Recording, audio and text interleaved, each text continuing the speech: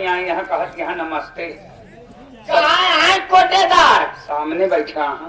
मुझे देखती नहीं है और का राजेश के मौसी वो है ना। हाँ?